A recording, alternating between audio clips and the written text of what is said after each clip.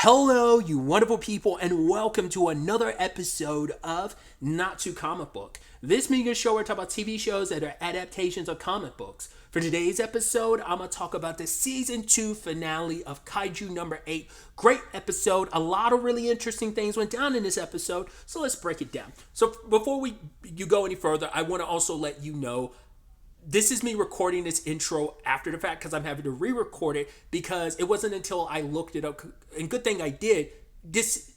I didn't know this episode was the season finale. I assumed this was going to be 12 episodes like season 1. I could have sworn I'd read that it was. No, it's only 11 episodes. So I kept a lot of I think some of the conversations I have nearing the end when I was still under the impression that there was one more episode. I think that's fine, so I'm going to keep them as is, but like I said, I just wanted to go back and re-record the intro and just be like, include this to let you know that's why I might say some of that stuff of like, oh, the next episode being the season finale is because I was under the impression that we still have one more episode left this season. So just kind of wanted to throw that out there at the beginning of this. So we're immediately picking up where the last episode left off, where we have Mina on the offensive. And I think they did such a great job hiding it because you don't really know until this episode, not till Shinomine points out that she's all the way in Tachikawa, and it's like she's firing these shots. I can't remember if it was like 20 or 24 kilometers. I looked that up. It's like 20 kilometers is like 12 point something miles, and then 24 kilometers, it's almost 15 miles. It's insane. I mean, I love the aerial shots where you get to see the overview of the city and you see the bullet like speeding across the city, and you're just literally seeing how far those things are traveling and how fast they're traveling. I can't help but go, Jesus Christ. I audibly said that out loud when she's just like one-shotting these things from such... I would have never guessed that thing was set up that far away. And obviously it's something only Mina can do. And like, it's like, yo, she can, with what she's able to do and her power, her taking down large-scale kaiju like that, not puts to shame, but she's even surpasses what Narumi can do against large-scale kaiju of that scale. And just like one shot, you even see one shot ends up taking out at least two, and you're just like, and that's always a cool thing about Mina's shots. Like when they like hit, they like implode like that, and you just see like literally, it wasn't even just raining blood and guts. Literally the streets ran red with blood. Literally like a river of blood starts spilling out. And so Mina takes shot after shot, taking these things down, loads the last shot and fires. So all those big kaiju are taken down. And I love Kafka. Yeah, that's Mina, vice captain of the Kafka squad or whatever. And it's like, Kafka squad. He's like, ooh, didn't know the earpiece was still on. It's like, luckily, I don't think Mina heard you. I don't think that was Mina. I think that was Shinomine, like, responding to him, be like, hey, yo, what did I tell you to do? Like, for him to focus on, like, evacuating citizens. That was kind of, like, their main thing to do, or at least, like, him and others. But at first, it's kind of uplifting because you're like, yeah, they're on the winning side, but you're like, yeah, but that's too easy. I mean, even though it was a little bit of a challenge, it's like, is this supposed to really be what 9's up to? And even 9, we cut back to him, he's like, huh. And even Kaiju number 8 didn't pop up, but all the pieces are on the board. And it's like, nah, this is too suspicious. Like, what's going on here? And it's like, all right, I see the play. Because my initial thought was, and it's still a little applicable. I was like, I guess the point was like to divide your forces. And that is applicable in this case, because then the numbered Kaiju start popping up. 11, 12, 13, 14, and 15.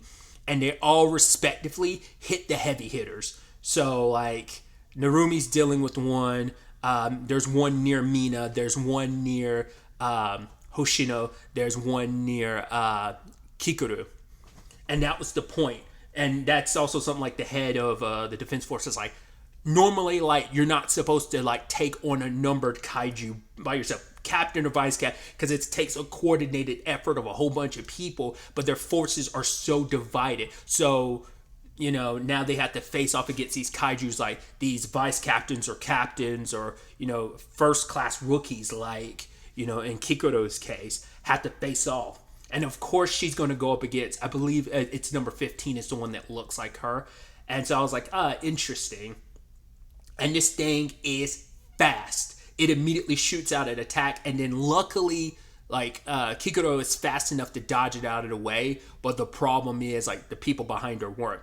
I think it's interesting because if you remember last episode, they showed you at least one of those soldiers without a mask on, just to make it a little more personable. And he's like, "Oh, we want to help Kikuro, but we're kind of getting in the way. We can't really do much to help." But in that moment, like from what I saw, all 6 of those soldiers that immediately got obliterated. Like they were literally nothing but feet left. You're like, Jesus Christ. And that attack went further too. It went past them and struck a couple buildings, but it completely disintegrated their bodies. But they were all wearing masks. I think it was meant to make it less, but like at least one of them had to be one of those soldiers we saw last episode. We didn't get to know him, but it was like we had a face to make it more personable, and they kept the mask on those characters. Like I said, it was a quick shot, so maybe I'm mistaken, but I think it was just so it's not as like gut-wrenching, knowing like you don't want to have a face associated, especially when you have a face associated and they immediately like 98% of their body disintegrates, like just vanishes into nothingness. It could have been one of those soldiers. Maybe he ended up getting away. There's a lot that could be said there in that moment, but just in that quick second, 6 soldiers are dead.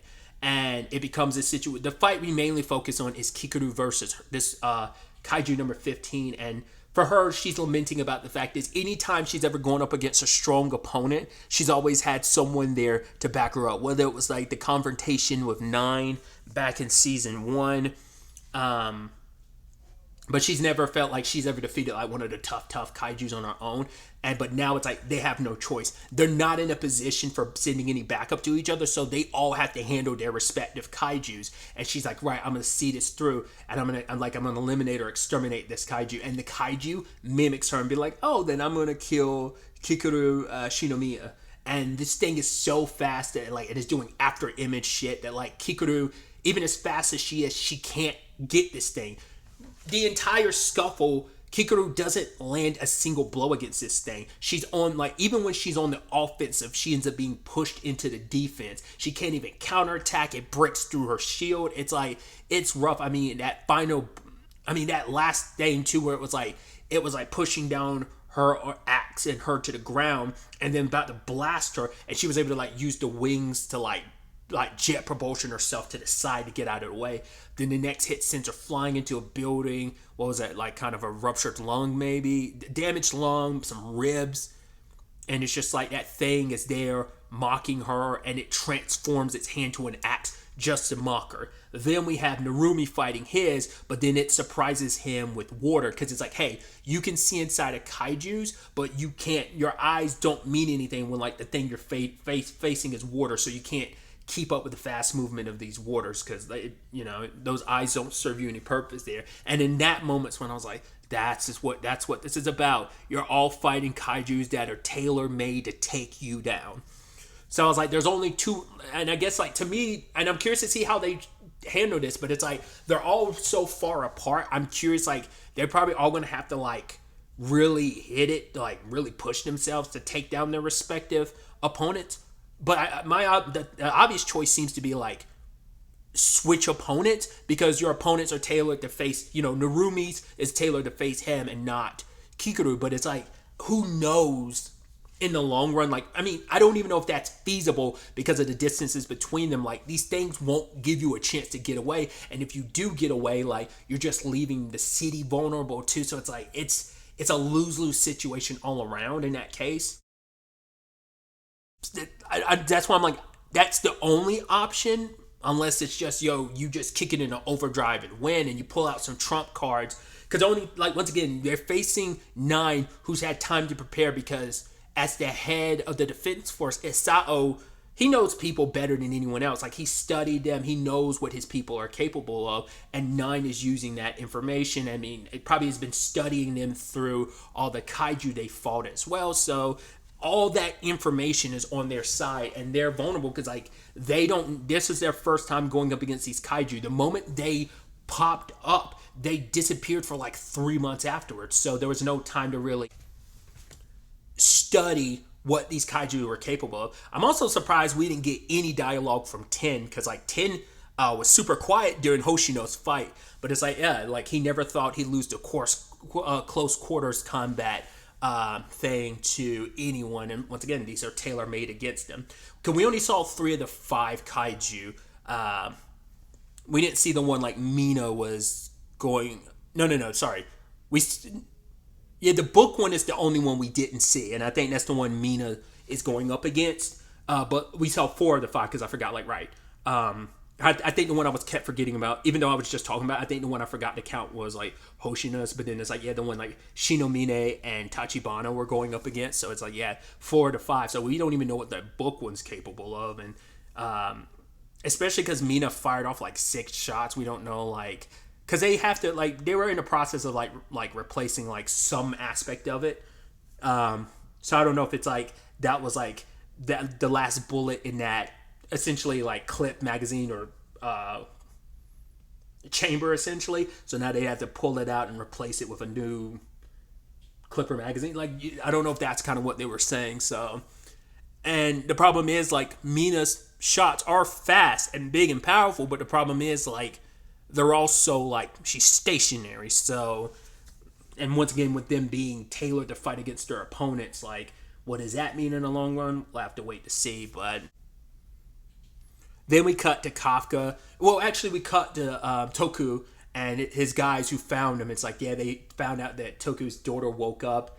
She seems to be conscious, so everything's on the up and up. But then the news report goes out about all these Dai Kaiju, the numbered Kaiju, that show up that are like 9.0 and above. So it's like, what do we do? The regular citizens are feeling like restless and hopeless. It's like, is everything going to be okay? And Toku gets up and helps out. And it's just like, there are people out there fighting for us. We have to do our part to keep things going too. Got to keep hope alive. And then we cut to Kafka leading in a whole bunch of people who are getting a little hopeless and restless himself. But there's a little girl who's helping. Well, I'd say she's probably like a preteen, and she might be a little older. But she's helping this old lady, and the old lady's hand is shaking. I won't lie to you, I was a little scared because I was like, please don't let that be like a plant, and that's actually like number 9. Because it's interesting that, because 9 is the only one so far that's had the shape-shifting ability, but he went out of his way to specifically give it to the one that's tailored to fight against Kikuru, just to make it more spiteful of like, hey, I've got your dad's body, I know all there is to know about you and your mom, so because of that, like, I'm tailored to like be prepared for anything you've got under your belt.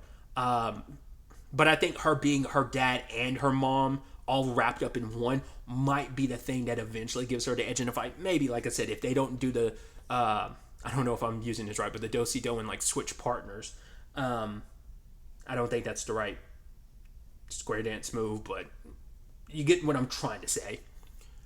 But the girl, but yeah, like I said, I was worried that was another kaiju disguised as a human, but it's like, no. But the girl holds up, like, she's got like these trading cards of like all the Defense Force members. She's like, it's Captain Mina, it's Captain Narumi, they're gonna protect us, it's all gonna be okay. No one, like, they'll defeat these kaijus in an instant. And when all the people are rushing in, she drops her cards and Kafka helps her. He's like, yep, like, you were right, they're the best, and so everything's gonna be okay. And she's like, do you have a card? And he's like, no, I don't have one. But I love her being like, hey, but when you do get one, I'm going to make sure to get it. And obviously for Kafka, like, that means the world to him, you know, because it just, that whole thing had made him think about the promise he made to Mina back when they were kids about being the best officer possible. And it's just, with everything popping off of like Tachibana and Shinomine, where they are both getting wrecked by, it's the one from the highway that was running, it's outclassing them. And Tachibana, I was just like scared. I was like, oh god, please don't like he's bleeding from his mouth, he's got like broken limbs and stuff, like he's getting jacked up. I was like, oh god, please don't let them die. But Shinomine is kind of feeling a little hopeless herself. It's like, we can't beat this thing. But for her, it's like, no, like, it doesn't matter. She thinks about she was chosen as the first platoon leader of the first division by Narumi, and it's like, for her, it's like, I've always just wanted his attention, which I'm like, oh, I wonder, is it just like kind of like a I wonder, is it similar, like in all facets of it? But I'm curious, is it kind of like the Mina and Kafka of it all, or what? Is it purely respect, or is there some emotional elements to that comment? I'm sure it's layered. But either way, I mean, we've seen that like be the. I mean, that's even Narumi. Narumi was like exactly like that with Asao. Without the emotional elements to it. But I mean, there were still emotional ties of like, this is someone I admire. This person's my hero. I mean, Asao was so many people's hero. They looked up to him, and so. For Shinamine, it's like regardless of it all, she's still putting up a fight. And that blow that breaks her gun sends her flying back. But she gets back up and pushes herself regardless, because she's like, even if it's just a moment, I can give him, thinking Narumi, enough time to deal with this thing. So even if it's just a second longer, I'm going to hold this thing off, give it everything I've got to buy him enough time, for him to finish what he needs to do and come and defeat this thing, even if it means I have to give up my life. And the thing punches her into the ground. And just even that moment where it's just kind of like, right, I shouldn't be thinking like this. I don't want to think like this, but she's like, I don't want to die.